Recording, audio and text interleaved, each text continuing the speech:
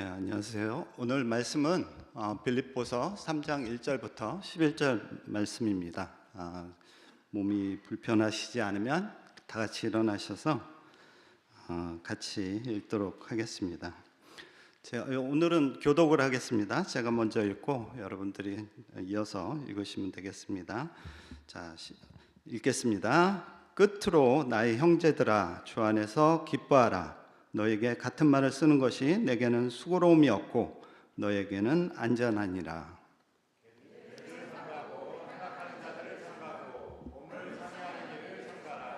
하나님의 성령으로 봉사하며 그리스도 예수로 자랑하고 육체를 신뢰하지 아니하는 우리가 곧 할례파라.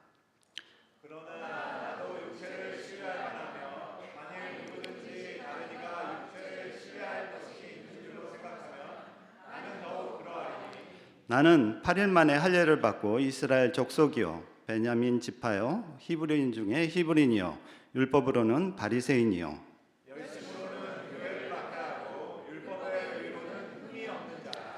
그러나 무엇이든지 내게 유익하던 것을 내가 그리스도를 위하여 다 해로 여길 뿐더러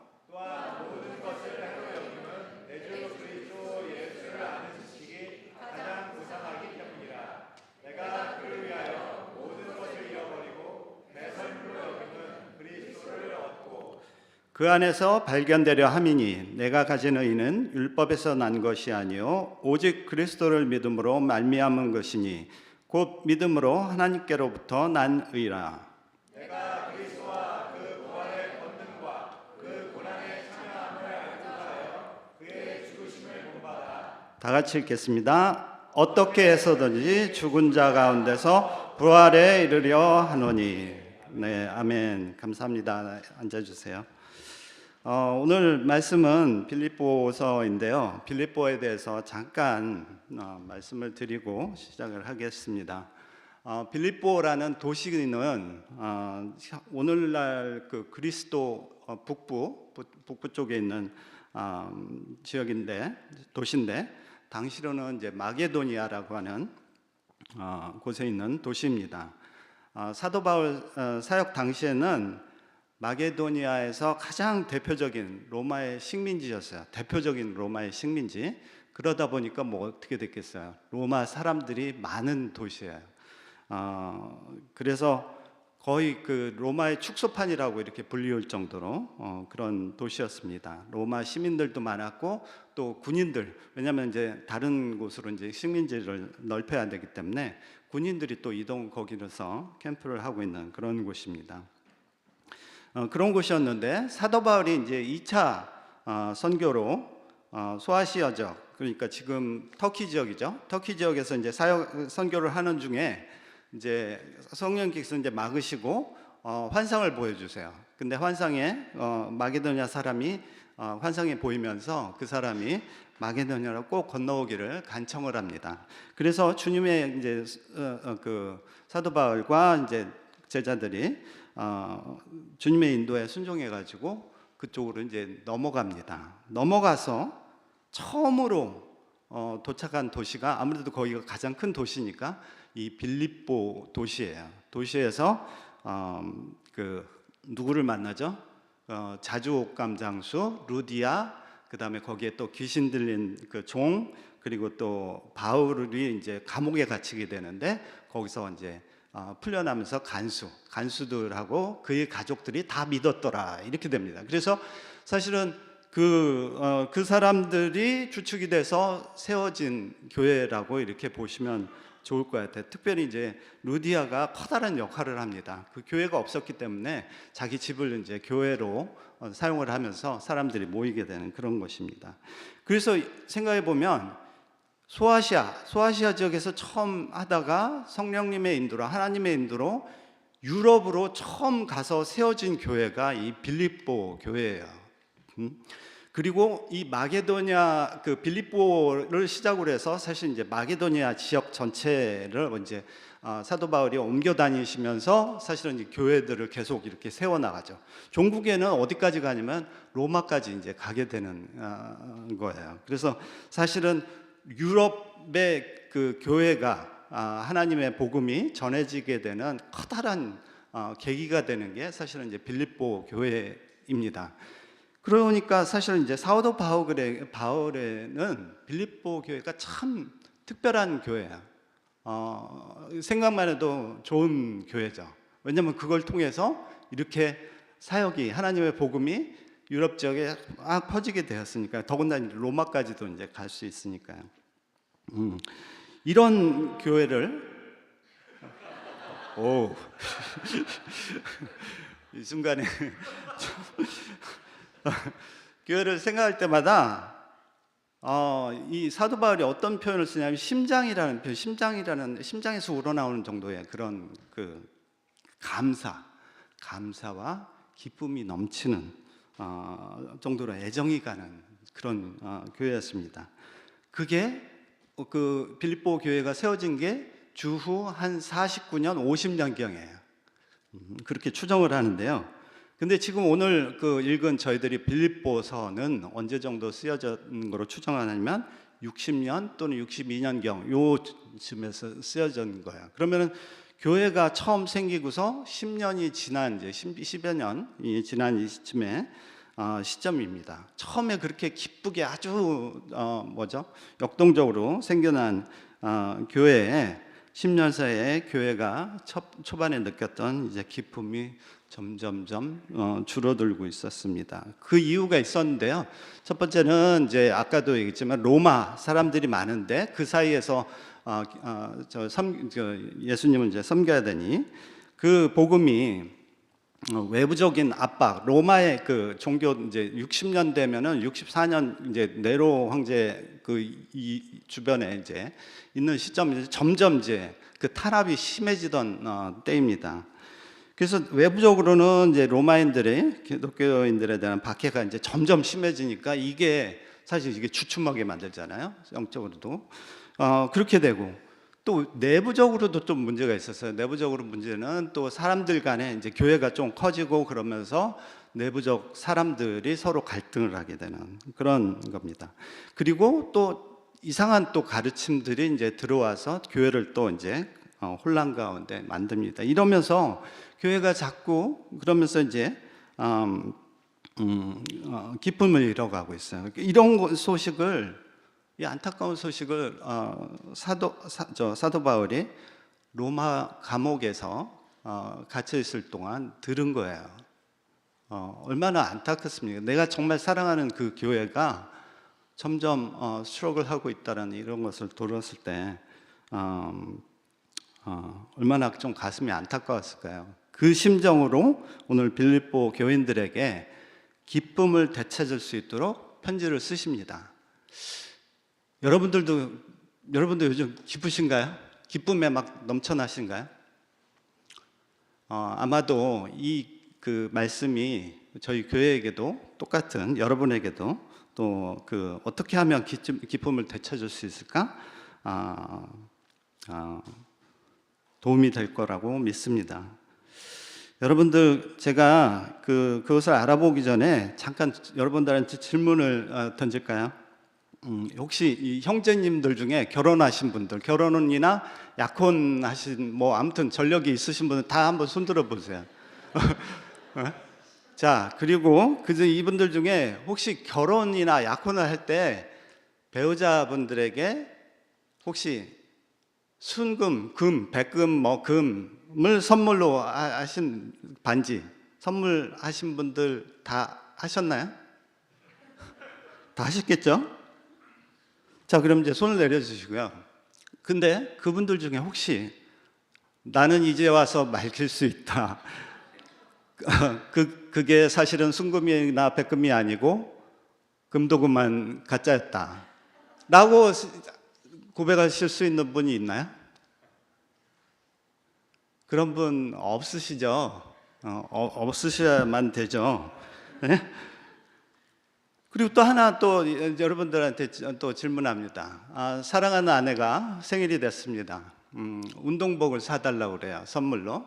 근데 여러분들 그 생일 때 그 귀한 아내를 위해서 여러분들이 운동복을 어떤 거를 사주면 좋아할까요? 룰루레몬? 네, 뭐 그런 거 아니겠어요? 그런 거를 사줘야 훌쩍이 하잖아요.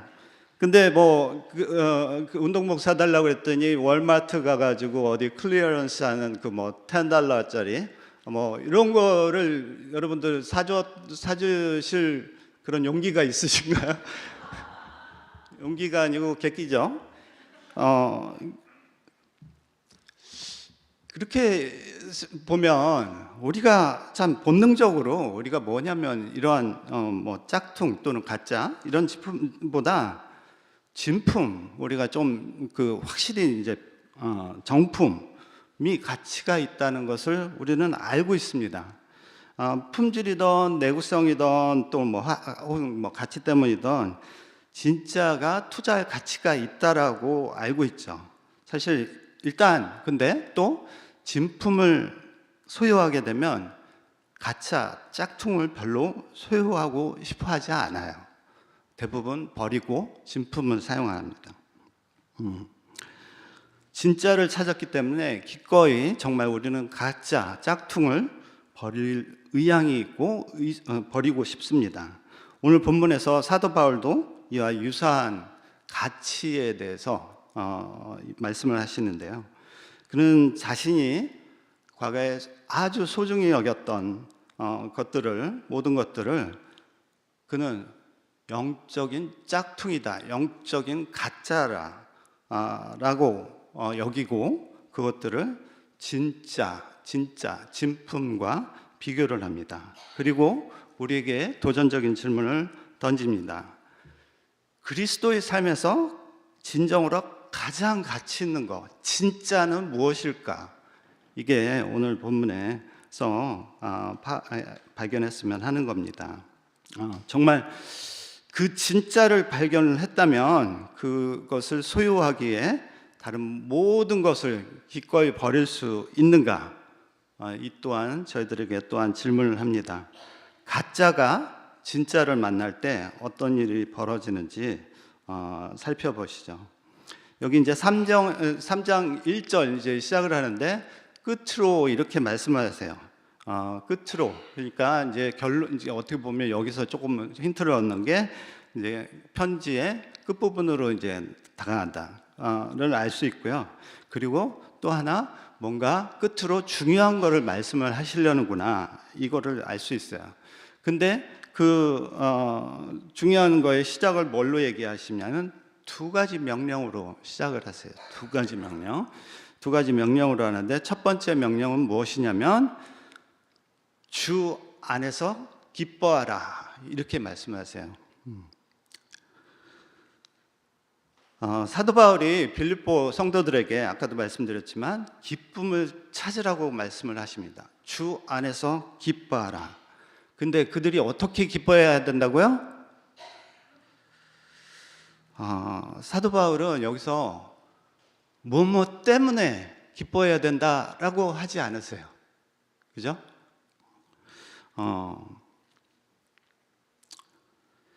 대신 뭘 얘기를 하냐면 어떤 인격 안에서 기뻐해야 된다, 이렇게 얘기를 하시는 거예요. 우리가 보통 생각하는 기뻐해야 되는 이유는 우리는 보통은 뭐가 됐다든지 또는 뭐가 제가 성취를 했다든지 뭐가 귀한 거를 얻었다든지 이런 거잖아요. 근데 사도 바울은 바로 그 주님이라는 인격 안에서 기뻐해야 한다고 말씀하십니다. 여기서 주님 안에서라는 표현은 in Christ, in the Lord, in Jesus, 뭐 사도 바울이 계속 쓰는 표현이잖아요. 그 표현은 사실은 그 뭐죠? 주님과의 깊은 관계를 말합니다. 기뻐할 수 있는 이유는 주님 관계 안에서만 우리가 기뻐할 수 있다라는, 참 기쁨을 느낄 수 있다라는 거예요. 참된 기쁨은 주님과의 깊은 관계에서만 옵니다. 다른 것들은 그들에게 참된 기쁨을 가져다 주지 못합니다. 오로지 우리의 기쁨의 원천은 주님과의 깊은 관계에서만 나올 수 있다고 사도 바울이 마지막 부분을 그렇게 시작하시는 거예요. 그리고 뭐라고 얘기하시면 이어서 너희에게 같은 말을 쓰는 것이 내게는 수고로움이었고 너희에게는 안전하느니라. 좀 복잡합니다만 뭐냐면 너희가 정말 제대로 알 수만 있다면, 이것을 제대로만 알 수 있다면 내가 수백 번 수천 번도 내가 너한테 너희들에게 얘기를 할 수 있다라고 얘기를 하는 거예요. 실제로 그 4장에 보면은 사실 빌립보서 전체를 봐도 사실은 기쁨 또는 기뻐하라 이 표현들 계속 나오는데요. 사실 4장 4절에 보면 이 표현이 그대로 똑같이 나와요. 주 안에서 항상 기뻐하라. 항상 하나를 더 붙여서 항상 기뻐하라. 내가 다시 말하노니 기뻐하라. 또 명령을 하세요. 그 3장 4장 뒷부분에서의 그 주된 말씀 중에 하나가 기뻐하라는 말씀입니다. 그만큼 빌립보 성도들이 꼭 기억했으면 하고 사도 바울이 바라는 바입니다. 우리도 똑같이 사도 바울의 음성을 들었으면 좋겠어요. 아마도 이 빌립보 편지를 받은 이후 계속해서 이 빌립보 성도들에게 죽을 때까지 정말 남아있는 사도 바울이 했던 이 권면을 아마도 기억하고 있었지 않았을까 생각을 합니다. 그만큼 중요한 얘기를 하시는 거예요. 우리는 주 안에서 기뻐할 수 있는 자입니다. 그리고 이제 두 번째 명령을 볼까요? 두 번째 명령은 주 안에서 기뻐하라. 그리고는 두 번째 명령은 삼가하라라고 세 번을 반복을 하세요. 근데 거기서 개들을 삼가고 행악하는 자를 삼가고 몸을 상해하는 일을 삼가라. 이렇게 세 번을 얘기합니다. 이거는 그 히브리 표현에서 이렇게 세 번 이렇게 반복을 하는 게 뭐 다른 거를 같이 얘기하는 게 아니고 사실 중요한 거를 세 번을 반복을 얘기하시는 거예요. 삼가하라, 삼가하라, 삼가하라 세 번을 반복을 얘기해요. 아까도 기뻐하라, 기뻐하라, 기뻐하라 이렇게 반복을 하듯이 삼가하라, 삼가하라, 삼가하라. 이제 그만큼 이게 또 중요한 일이기 때문에 반복을 하시는데요. 여기서 개들을 그리고 행악하는 자들을 누구를 의미할까요? 바로 몸을 상해하는 일을 하는 자들입니다.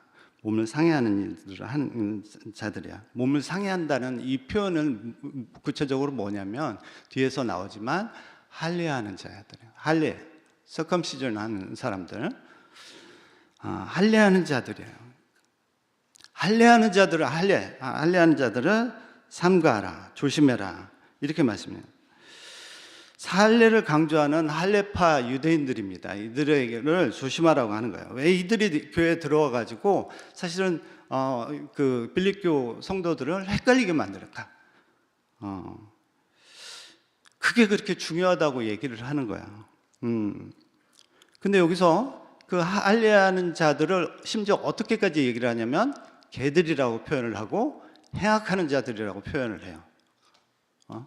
이 당시 이 개들이라고 하는 이 개라는 표현은 여러분도 아시겠지만 보통은 뭐 귀여운 강아지 뭐 이런 걸 얘기하는 것도 있지만 사실은 그 성경에서 쓴 개라는 용어가 종교적인 의미로 이제 조금 사용되는 경우가 있습니다.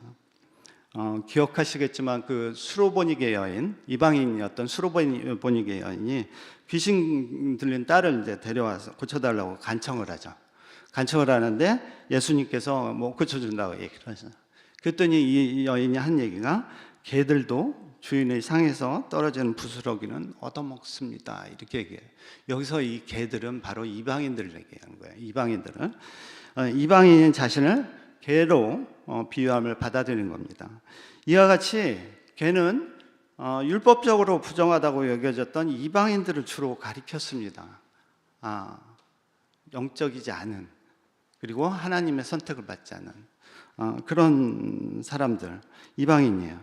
바울은 지금 그 할례파 유대인들을 하나님과 아무 관계없는 이방인처럼 취급하는 거예요. 이 이방인들 같은 이 유대인 할례파들아, 이 사람들을 조심하라. 이게 놀라운 주장이에요. 자기도 유대인인데 그 유대인들, 자기들이 그 선택받았다고 믿고 있는 이 유대인들을 향해서 이들이야말로 정말 이방인이다라고 얘기를 하는 것입니다.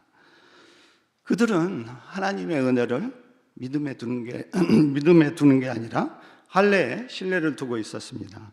그들은 주 안에서 기뻐하지 않고 할례를 기뻐했던 겁니다.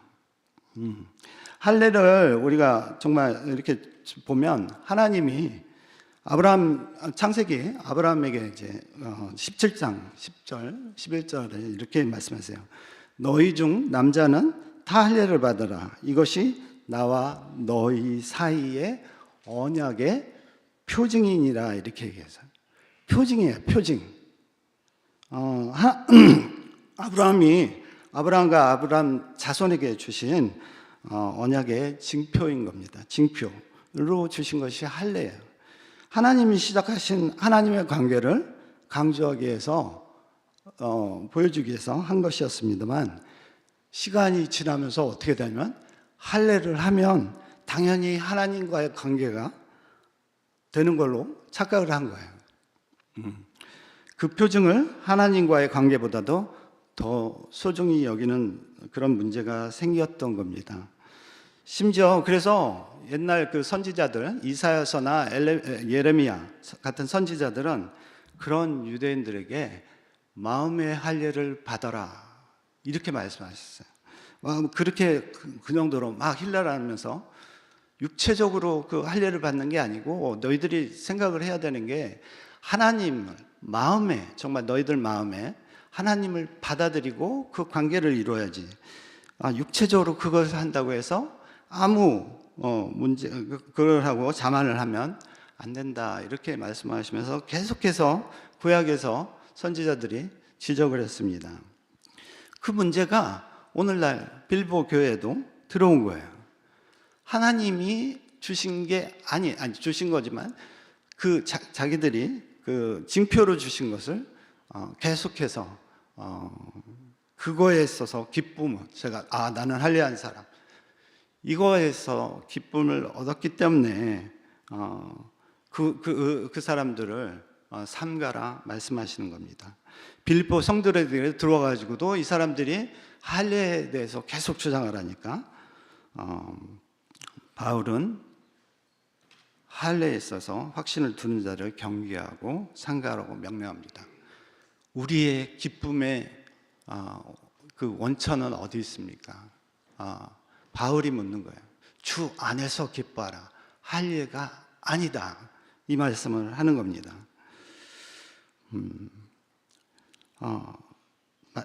그러면 정말로 할례가 무의미한가요? 맞습니다. 3절을 보시면 왜 이렇게 얘기를 하냐면, 사도 바울께서 이미 여러분들 하나님의 성령으로 봉사하며 그리스도 예수로 자랑하고 육체를 신뢰하지 않는 우리가 곧 할례파라 이렇게 얘기를 하세요. 그 빌립보 교인들의 뭘 리마인드 시켜주냐면, 여러분들은 이미 성령님의 인도를 받아서 섬기고 봉사하며 예배하고 있다라는 거예요. 그리고 그리스도 예수가 우리의 자랑이 되는 거야. 할례가 자랑이 아니고 그리스도 예수가 우리의 자랑이 이미 되었는데, 어찌하여 할례가 너의 자랑이 될 수 있느냐, 그리고 기쁨이 원인이 될 수 있느냐, 이거를 얘기하시는 거예요. 이미 그들에게는 예수님과 성령님을 통해서 하나님과 올바른 관계를 맺고 있어요.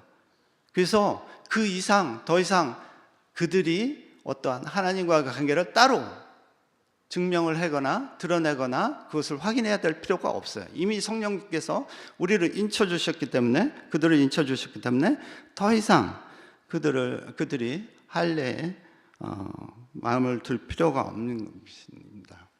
마찬가지로 우리도 주 안에서 기뻐해야 됩니다. 주 안에서 기뻐해야 돼요. 예수님과의 관계를 통해서, 그리고 성령님을 통해서 우리는 이미 하나님의 관계가 시작되었습니다. 그렇기 때문에 여러분들 주 안에서 기뻐하셔야 됩니다.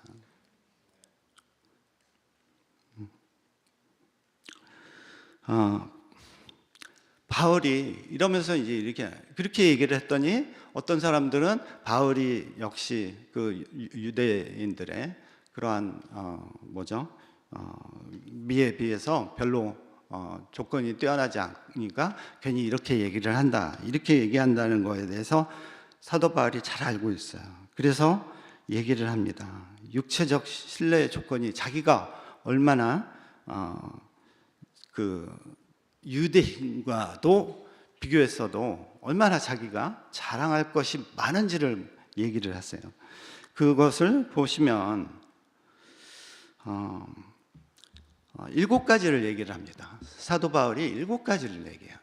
7가지를. 첫 번째, 나는 8일 만에 할례를 받고. 이게 무슨 얘기냐면 독실한 유대인들은 아이들을 8일째 낳은 지 8일째 되는 날 할례를 시켰어요.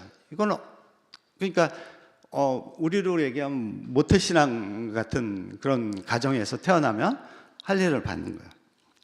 독실한 유대인 가정이 출신이다라는 걸 얘기하고요. 그 다음에 두 번째, 이스라엘 족속이요. 이스라엘 족속이라고 하는 건, 이스라엘이라는 게 오늘 뭐 야곱이잖아요. 원래 야곱이 이스라엘로 됐는데, 이스라엘은 뭐예요? 하나님이 선택한 사람이에요. 야곱을 선택하셨잖아요. 선택한 민족이라는 거예요. 자기도 이스라엘 족속이라 얘기하는 건 나는 하나님께서 선택한 사람이다, 민족이다, 이 얘기입니다. 그 다음에 세 번째, 베냐민 지파다. 베냐민 지파. 베냐민 지파가 사실 12지파 중에 좀 작은 지파 중에 하나입니다. 그 지파지만 그래도 이 사람들이 굉장히 자부심이 높았어요. 나름. 왜? 하나님께서 처음으로 베냐민 지파에서 왕을 배출시켰어요. 그래서 우리는 정말 모든 지파 중에서 왕을 처음으로 배출한 그러한 사람들이다. 그래서 베냐민 지파에 대한 자부심이 유대인 안에서도 굉장히 높았습니다. 그런 사람이라는 거예요. 이거는 그냥 바울의 생각이 아니고 유대인들의 생각이라고 보시면 되겠습니다. 그 다음에 네 번째, 히브리인 중에 히브리인이다. 자, 여기서 또 히브리인이라는 표현이 우리가 언제부터 사용됐냐를 잘 보면 아브라함 시대부터 사용된 거예요. 사람들이 아브라함 족속들을 부를 때 히브리인 사람들이 히브리 말을 한다고 그래서 히브리인 사람들이라고 얘기를 해요. 여기서 히브리인 중에 히브리인이라는 것은 뭐냐면 나는 아브라함의 자손이다. 즉 아브라함, 하나님께서 언약을 주신 믿음의 아버지 아브라함의 자손이다라는 것을 말씀하는 겁니다. 그 다음에 여섯 번째인가요? 네. 다섯 번째, 율법으로는 바리새인이요. 바리새인은 뭐 아시겠지만 이름 자체가 구별되는 자 이거예요. 구별되는 자. 그만큼 경건을 강조한 파입니다. 그래서 경건을 강조하기 위해서 율법을 아주 강조를 하고요. 율법에 따라서 그대로 행동하는 그런 사람들이 이제 바리새파 그 당시 사람들이에요. 그래서 자, 경건, 그 당시에 경건한 자 이렇게 하면 바리새인들이에요. 사도 바울이 나는 바리새파이다 말씀하시는. 그리고 여섯 번째, 열심으로는 교회를 박해하고. 자, 이 당시 정말 경건하다고 생각하는 사람들 중은 뭐냐면 불경건한 사람들은 내쫓는 게 내 일이다 이렇게 생각을 하면서 사실은 열심히 그런 사람들은 이제 차단해서 박해를 하는 사람이 있죠. 근데 사도 바울이 사도행전에 나오지만 열심히 대제사장의 허락을 받고서 교회들을 찾아가서 탄압을 하고 그 사람들을 잡아들이고 이런 역할들을 앞장섰던 했던 사람입니다. 누구보다도 열심히 했던 사람들이죠. 그 다음에 일곱 번째, 율법의 의로는 힘이 없는 자라. 사람들이 그 유대인들을 보고, 개인을 보고, 이 사람은 정말 힘이 없는 자로다 이렇게 얘기를 하는 거는 정말 커다란 칭찬입니다. 율법대로 하는 사람. 이런 사람이었어요. 사도 바울은 이렇게 보면은 그걸 이렇게 딱 그 두 가지로 나눠 보면, 자, 누구보다도 유대인의 혈통, 가장 자랑할 만한 유대인의 혈통, 순수 유대인 혈통을 가지고 있어요. 그리고 그뿐만, 출신뿐만이 그런 게 아니고 경건을 위한 노력이 누구보다도 또 가장 높았습니다. 유대인 중에 유대인이요. 요즘 말로 표현하면 금수저로 내가 태어났는데, 금수저가 태어난 것만으로도 대단한 거잖아요. 근데 이 친구는 정말 노력도 정말 어느 누구보다도 노력을 많이 해요. 금수저 중에 금수저. 유대인이건 이방인이건 사도 바울의 육체적 자신감을 넘어설 사람은 없습니다. 본인이 그걸 얘기하는 거예요. 그 정도로 자신 있던 사람이야. 근데 이 사도 바울이 그 다음에 얘기하는 게 참 놀랍습니다. 내가 이렇게 대단한 사람, 유대인 중에 유대인인데, 이런 모든 것들을 내가 득으로 취하지 않는다. 그리고 오히려 해로 여긴다. 그렇게 말씀을 하십니다. 그 이유를 알아보죠. 여기 표현이 이제 7절, 8절 이렇게 자세히 보면 세 번을 반복을 해요. 하는데, 첫 번째 7절에서 뭐라고 그래요? 무엇을 유익한 해로 여긴다고 합니까? 무엇을 해로 여긴다고 해요? 여기서 무엇이든지 내게 유익하던 것을, 여기 조금 전에 얘기한 7가지, 2가지 유대인의 혈통, 그리고 좀 경건을 위한 열심, 이 모든 것이 정말 그 사회에서는 큰 힘이 되는 거야. 자랑이 되는 거란 말이야. 근데 그것을 다 해로 여긴다, 이렇게 말씀을 하는 거예요. 내가 자랑했던 거를 다 해로 여긴다. 근데 거기서 머물지를 않아요. 자, 그 다음으로 보면 8절에서 또한 모든 것을 해로 여기면, 여기서 사실 좀 구분이 안 되죠. 무엇이든지 하니까 읽고, 그 다음에 모든 것을 해로 여긴다. 여기서는 영어로 그냥 all이에요. 그래서 뭐냐면, 아까 내가 얘기한 그 사도 바울이 얘기한 그것뿐만이 아니고 자기가 가지고 있는 모든 것을 이제는 해로 여긴다는 거예요. 그리고 더 나아가서, 자, 그냥 해로 여길 정도가 아니고 모든 것을 잃어버리고 배설물로 여긴다, 이렇게 얘기합니다. 그냥 잃어버렸다. 그냥 해로 여기는 정도가 아니고 그냥 잃어버렸다. 자기는 더 이상 그것을 드러내지도 않고 쓰지도 않고 아무것도 하지 않는다는 얘기예요. 그리고 뭘로 여겨요? 배설물로 여겨요. 배설물, 여기서 사실은 그 원어가 배설물인데 똥이에요. 똥으로 여긴다는 거예요. 자기가 가진 모든 것을 포기하였고 모든 것들을 다 똥같이 여긴다 이거예요. 그렇게 하는 게 쉬웠을까요? 자기가 가지고 있는 그 우월함, 그리고 참 대단한 그 자랑거리들을 버리는 거, 그리고 똥으로 여기는 게 여러분 쉬웠을 것 같습니까? 얼마나 어려웠을까요? 영어로 이렇게 보면, 여기서 8절에 보면 I have suffered loss of all things, 이렇게 얘기해요. Count them as rubbish, 이렇게 얘기하는데, suffered the loss of all things, 그게 쉽지 않은 거예요. 사도 바울도 너무 잘 알아요. 그럼에도 불구하고 그는 그것을 잃어버렸어요. 버려버렸어요. 어려웠음에도 불구하고 모든 것을 해로 여기고 버렸습니다. 더 이상 바울이라는 자체, 바울의 그 존재는 금수저의 금수저, 유대인의 유대인이었는데, 그것을 모두 버렸어요. 그러면 이제 밑바닥 아무것도 없는 상태에서 시작하는 거예요. 바울의 존재가 더 이상 그 존재 자체가 의미가 없어지는 거예요.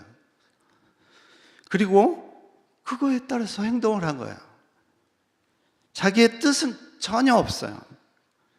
자신을 정말 몽땅 비운 결과로 그렇게 해서 움직였더니 지금 어디가 있냐면 로마 감옥에 갇혀 있는 거예요. 아이러니하게도 생각해 보세요. 감옥에 갇혀 있는 사도 바울이 멀쩡히 빌립보에 있는 성도들한테 주 안에서 기뻐하라.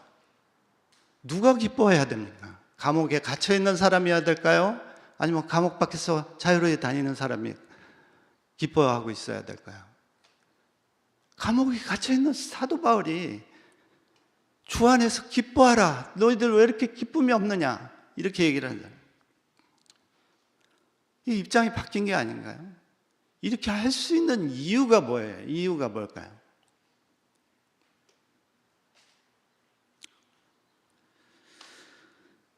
여기 보시면 중간에 제가 읽지는 않았습니다만 3번을 또 반복을 하죠. 무엇이든지 내가 유익하던 것을 내가 그리스도를 위하여 다 해로 여겼다. 그 다음에 8절 모든 것을 해로 여기면 내 그리스도 예수를 아는 지식이 가장 고상하기 때문이다.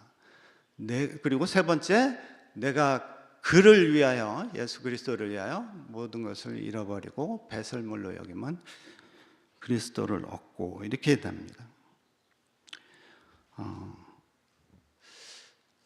예수 그리스도를 위하여 그리고 이제 남은 거는 자기한테 남은 거는 더 이상 자기가 드러내고 자랑할 것은 아무것도 없는데 단 하나가 있는데 뭐냐면 그게 바로 내 주 그리스도 예수를 아는 지식이 나한테 남아있다.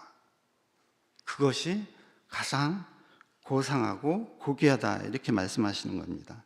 이것이 그가 모든 것을 해로 여길 수 있는 이유입니다.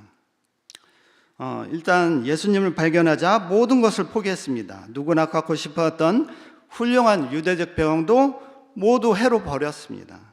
누구보다도 경건을 위한 노력도 많이 했는데 또한 다메섹 도상에서 예수님을 만나자 버렸어요.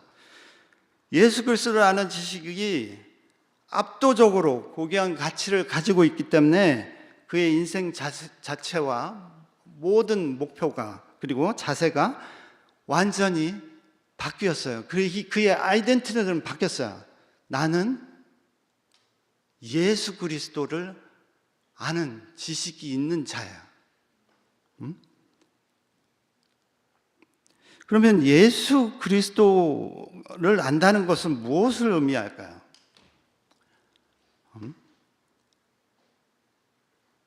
성경에서 누구누구를 안다는 표현이 자주 나와요. 자주 나오죠. 창세기에서부터 나오기 시작하는 게 이제 주로 이제 남자와 여자 그 결혼 혼인을 하면서 이제 남편이 아내를 안다라는 표현이 이제 나올 때는 그 아시죠? 보통 여자를 알게 되었다. 이거는 보통 이제 성관계를 하게 되었다는 얘기입니다. 그 정도로 남편과 아내가 친밀하게 관계가 되었다라는 것을 얘기할 때 안다 이런 얘기입니다. 예레미야 그건 비슷하게 하나님을 안다라는 표현이 구약에 여러 번 나오는데 그것 또한 하나님의 그 관계, 하나님과 나와 백성 이스라엘 사람과의 상호 친밀한 관계를 나타낼 때 서로를 이해하고 그리고 그것에 따라 움직인다라는 얘기죠. 예레미야 대표적인 글이 예레미야 9장 23절 24절인데요. 사도 바울이 나중에 보시면 알겠지만 이 그 본문을 기반으로 해서 많이 좀 쓰세요. 자랑, 아까도 제가 말씀드렸지만 자랑이라는 얘기가 여기서도 나오죠. 그래서 보면 23절에 여호와께서 이와 같이 말씀하시되 지혜로운 자는 그의 지혜를 자랑하지 말라. 용사는 그의 용맹을 자랑하지 말라. 부자는 그의 부함을 자랑하지 말라. 자랑하는 자는 오직 이것으로 자랑할지니 곧 명철하여 나를 아는 것과 나 여호와는 사랑과 정의와 공의를 땅에 행하는 자를 깨닫는 것이라. 이렇게 말씀하세요.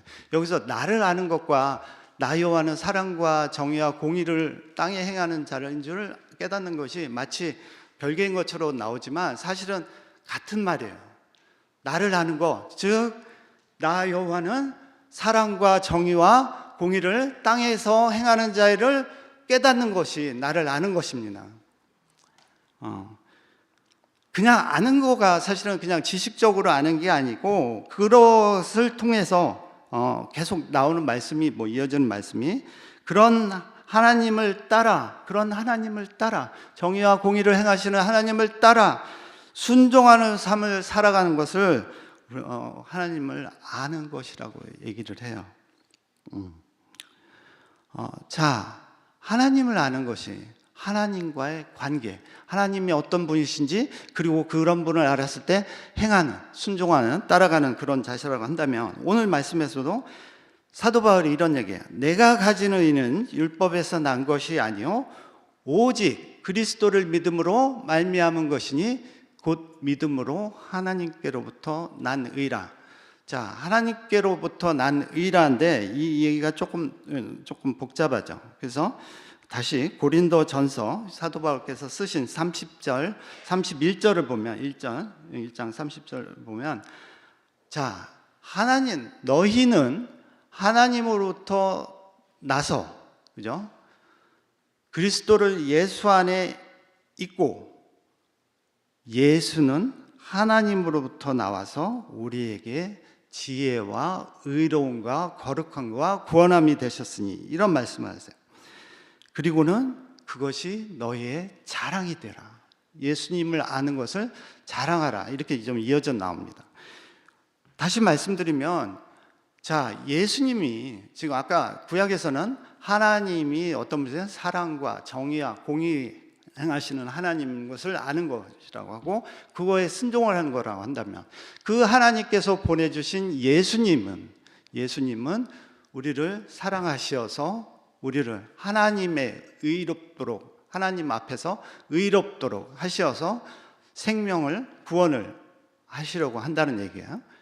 그것을 예수님께서 주시러 세상에 오셨음을 알아.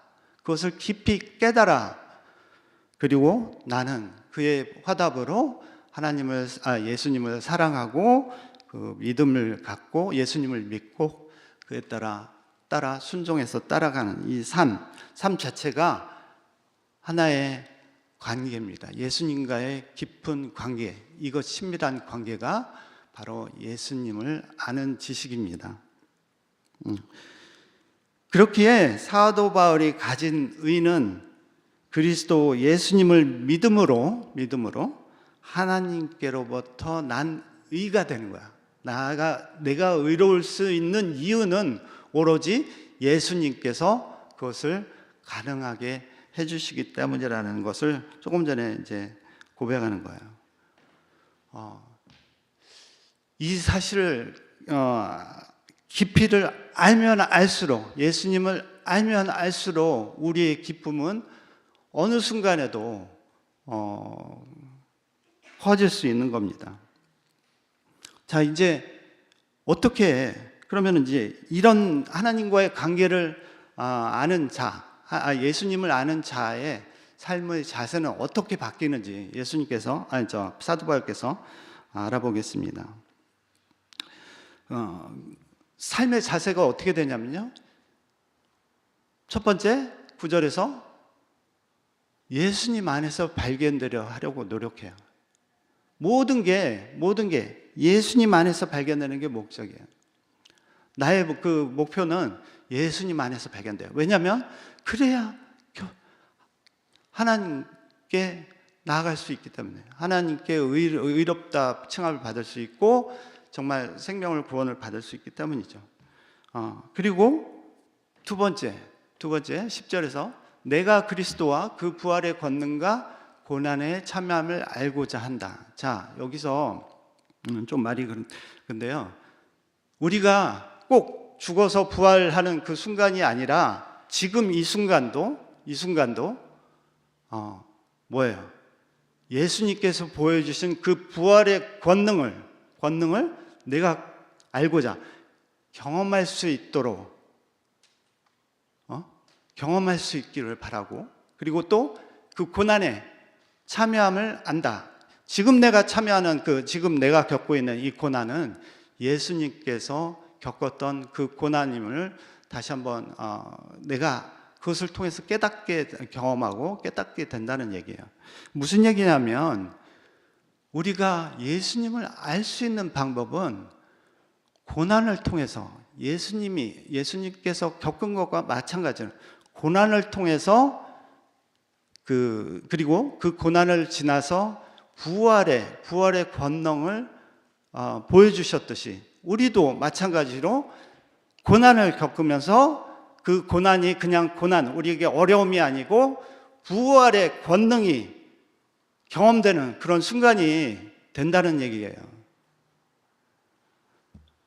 우리의 삶은 그게 바로 우리가 그 예수님을 알아가는 그런 관입니다. 내가 그리스도와 알고자 하는데 그 경험은 그 고난에 참여하고 그것을 통해서 그 부활의 권능을 경험하고 깨닫게 되는 것이 바로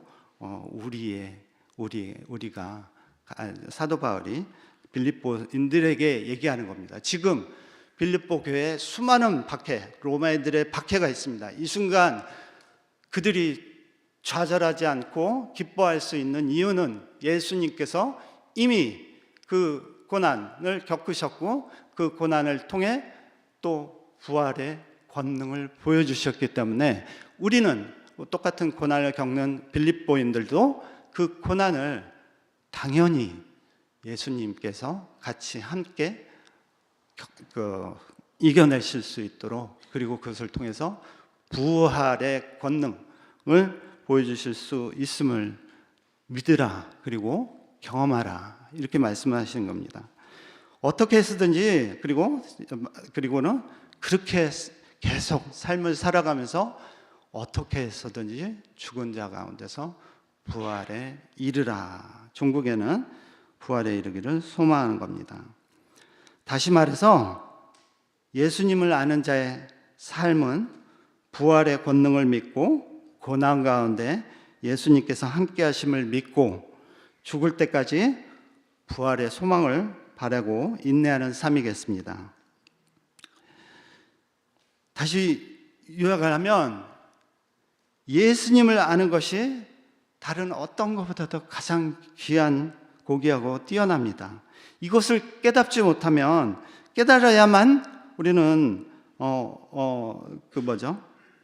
다른 어떤 것에도 신뢰를 둘 필요가 없어지는 거예요. 우리 타고난 능력도 그리고 배경도 다 해가 될 수 있습니다. 우리에게 데미지가 될 수 있는 거예요. 심지어 우리의 노력 또한 때로는 해가 될 수 있습니다. 예수님에게 관계없이는 그런 것들이 다 해가 될 수 있다는 얘기예요. 오로지 예수님과의 친밀한 관계만이 우리의 가장 고귀한 것입니다. 그렇기에 우리의 삶도 자세도 마찬가지로 바뀌어야 합니다. 어떤 상황에서도, 심지어 지금 우리가 겪고 있는 고난의 이 순간에도 주님이 함께 하시기에 부활의 권능을 바랄 수 있습니다. 부활의 권능을 바라시기를 바라요. 그리고 어떤 상황에서도 우리는 기뻐할 수 있습니다. 여러분들, 기쁨이 무엇을 해주셔서 거기서 있지 않아요. 예수님께서 나와 함께 계시고 이 고난의 순간에 함께 계시구나, 그리고 이 고난을 이겨내게 해주실 거다라는 것을 확신하기 때문에 여러분들, 지금 이 고난의 순간에도 우리는 기뻐할 수 있습니다. 여러분들, 이번 주에 이런 질문을 조금 해보셨으면 좋겠어요. 기도한 마음으로 좀 해보셨으면 좋겠습니다. 내가 예수님을 아는 것 외에 다른 어떤 거에 여전히 강한 신뢰를 두고 있는가? 내가 나의 그 기쁨의 원천을 어디에다 두고 있는지를 좀 보셨으면 좋겠어요. 나에게 내가 정말 이게 직장인지 아니면 나의 그 학력인지 나의 그런 어떠한 자녀인지 뭐 이런 것들을 한번 보세요. 왜 그것들이 내 삶에 아직도 머물러서 나의 자랑거리로 채워져 있는지 이것을 좀 고민해 보셨으면 좋겠습니다. 그리고 예수님과의 친밀한 관계를 생각해 보면서 정말로 이것들을 내려놓기 위해서 무엇을 할 것인가, 구체적으로 내가 이번 주는 정말 무엇을 할 것인가, 이것을 고민하시면서 보내시면, 이번 주는 기도하시면 좋을 것 같아요. 사순절을 보내시면 좋을 것 같습니다. 사랑하는 여러분, 어떠한 상황에서도 주님이 함께 하시기 때문에 우리는 기뻐할 수 있습니다. 그리고 부활의 소망을 가지고 살아갈 수 있습니다. 우리 가운데 어려움을 겪고 있는 분들이 계세요. 그죠? 그분들에게 부활의 능력을 경험하게 하시기를 우리가 함께 기도했으면 합니다. 가장 고귀한 지식은 예수 그리스도를 아는 것입니다. 이 한 주 그 지식이 우리 삶을 살아내는 바탕이 되시기를, 저와 여러분이 되시기를 기도합니다. 마치겠습니다. 기도하겠습니다. 이제 목사님 나오셨습니다.